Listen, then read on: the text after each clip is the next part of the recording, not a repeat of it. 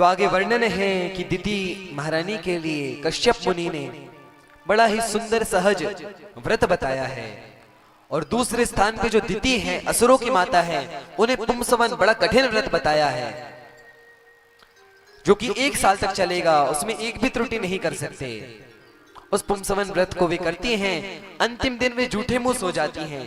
झूठे मुंह का अर्थ ये नहीं है कि उन्होंने भोजन किया था और फिर अपना मुख नहीं धोया, कुल्ला नहीं किया, यह नहीं। यह नियम है शास्त्रों में कि सोने के पहले पानी पी के सोया जाए। यदि ऐसे ही सो जाते हैं तो मुंह झूठा कहलाता है। तो बस एक अपवित्रता, एक छोटी सी अपवित्रता हुई, उसी को देख करके इंद्र उनके मुख के माध्यम से गर्भ में प्रवेश कर जाता है। और जो दिति माता के गर्भ में पुत्र था, जो कि इंद्र को मारने के लिए ही प्रकट होना था, इंद्र उसके 7 टुकड़े करते हैं। और 7 टुकड़े होने के बाद भी तपस्या के प्रभाव से, क्योंकि दिति महारानी तपस्या कर रही थी 1 साल से, उस तपस्या के प्रभाव से वे नहीं मरते, तो उन 7 के भी 7-7 टुकड़े कर दिए जाते हैं। तो ये 49 मरुतगण होते हैं, क्योंकि इंद्र भी उनके साथ में ही प्रकट हुआ, इसीलिए यह है तो दैत्य, लेकिन इनकी गणना देवताओं में की जाती है। यह 49 हवा के रूप में प्रकट हुए। यह 49 हवा होती हैं, उन सभी के रूप में यह बहते हैं। यहाँ पे इनकी गणना देवताओं में की गई है। उसके पश्चात आगे नारद जी और युधिष्ठिर जी के संवाद का वर्णन है कि नारद जी युधिष्ठिर जी के पास आते हैं। युधिष्ठिर जी पूछते हैं कि हे नारद जी, भगवान कभी भक्तों पे कृपा नहीं, भगवान हमेशा देवताओं पे ही कृपा करते हैं, कभी किसी असुर पे भगवान ने कृपा की है? यह बात सुनकर के श्री नारद जी महाराज वर्णन करते हैं कि हिरण्याक्ष की मृत्यु के पश्चात हिरण्यकशिपु बड़ा ही दुखी था कि उसका भाई मारा गया। वह जाता है 36,000 सालों तक, 100 दिव्य वर्ष तक ब्रह्मा जी की तपस्या करता है। उसने इन 100 दिव्य वर्षों में 36,000 साल तक कुछ भी खाया पिया नहीं, निर्जल व्रत करता है वह।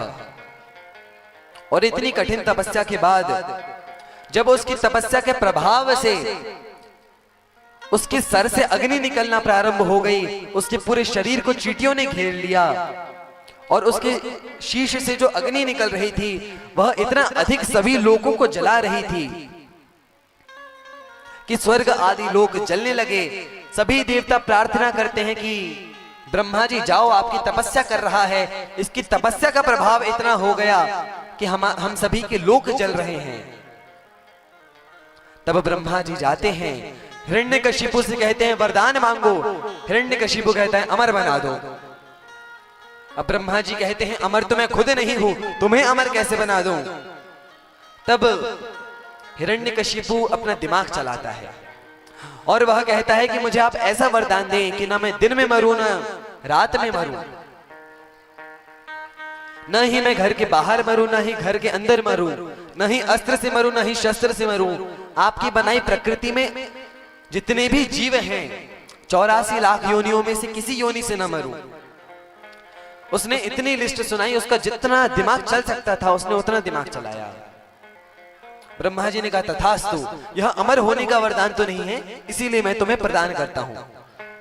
उसने सोचा मैंने ब्रह्मा जी को मूर्ख बना दिया और अब तो मैं अमर ही हो गया, क्योंकि मैं ना दिन में मर सकता हूं ना रात में मर सकता हूं। अब मैं अमर की तरह हूं, ना मैं घर के अंदर मर सकता हूं ना घर के बाहर मर सकता हूं।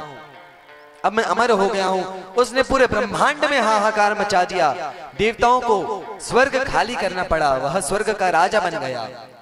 उसने प्रकृति के नियम बदल दिए। उसने नियम कैसे बना दिए कि अब गर्मियों में सेब आएंगे। उसने पूरे ऋतु परिवर्तन कर दिया कि अब से गर्मियों में सेब आएंगे जैसे कि आजकल आते हैं, और जो संतरे आदि गर्मी के फल हैं वह सर्दी में आएंगे। इस प्रकार से वह पूरा ऋतु परिवर्तन कर देता है। प्रकृति के नियम उसने बदल दिए। यही होता है जब किसी अयोग्य व्यक्ति के हाथ में सत्ता चली जाए तो वह पूरा उलट पलट के रख देता है। यहाँ पे हिरण्यकशिपु ने सभी को बड़ा प्रताड़ित किया। सभी देवता प्रार्थना करते हैं प्रभु आप हमारी रक्षा के लिए आओ। भगवान कहते हैं जब यह मेरे किसी शुद्ध भक्त पे अत्याचार करेगा तब मैं प्रकट होऊंगा। अब इसी हिरण्यकशिपु का पुत्र होता है प्रहलाद। बोली प्रहलाद महाराज की जय।